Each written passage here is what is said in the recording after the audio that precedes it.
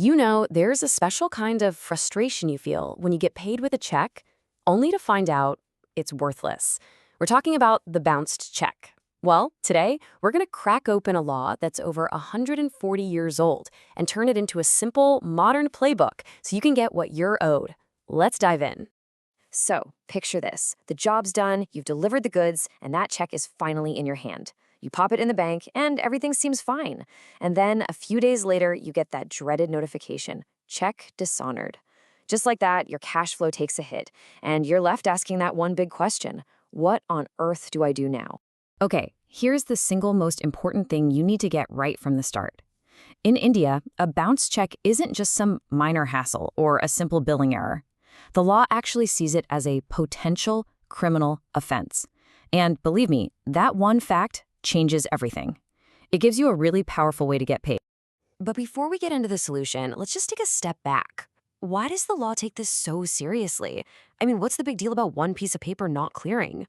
Well, it all boils down to one simple word: trust. See, a check isn't just paper, it's a written promise to pay.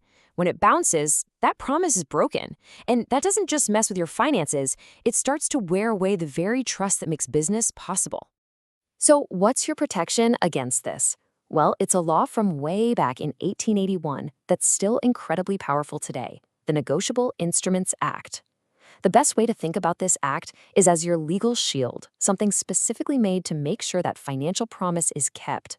The whole act is built around this thing called a negotiable instrument. Now, that sounds super technical, right? But the idea is actually pretty simple. It's basically a signed IOU that's so reliable you can pass it to someone else, almost like it's cash. That's the negotiable part. It can be transferred. Now, the Act covers a few different types of these financial promises, but the one that really matters for most of us day to day is the check. For what we're talking about today, it's the most common and, honestly, the most powerful negotiable instrument you're likely to ever use.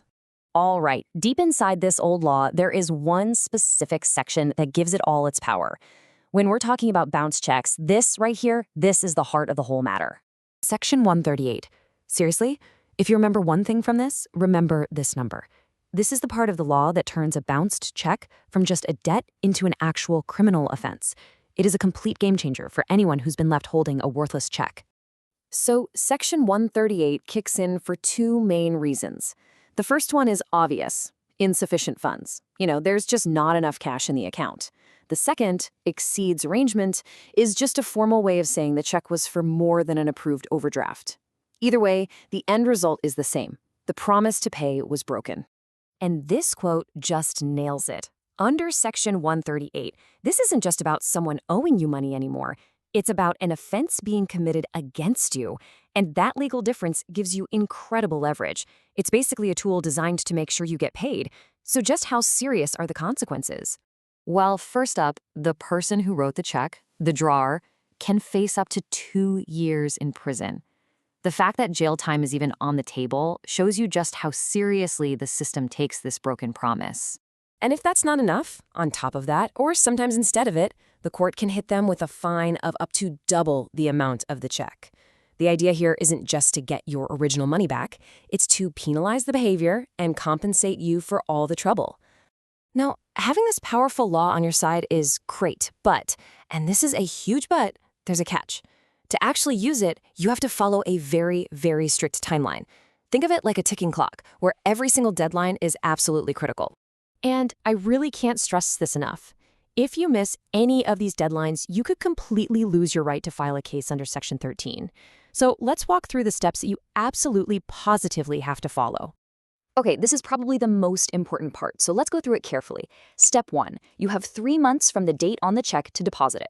Step 2, as soon as the bank tells you it bounced, a 30-day clock starts ticking. In that window, you must send a formal legal notice demanding your money. Step 3, after they get that notice, the law says you have to give them 15 days to pay up.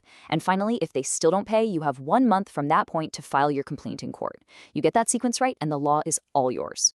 Now, one of the biggest complaints for years was that these court cases could drag on and on, leaving you without your money. But a 2018 amendment brought in something new to help you get paid much faster. It's called interim compensation under a new Section 143A. And honestly, this is a total game changer. It means the court can order the person who wrote the check to pay you a chunk of the money during the trial. You don't have to wait until the very end for the final verdict. So how much are we talking about? The court has the power to order them to pay you up to 20% of the check amount right there as interim compensation. It's designed to give you some immediate financial relief while the legal process plays out.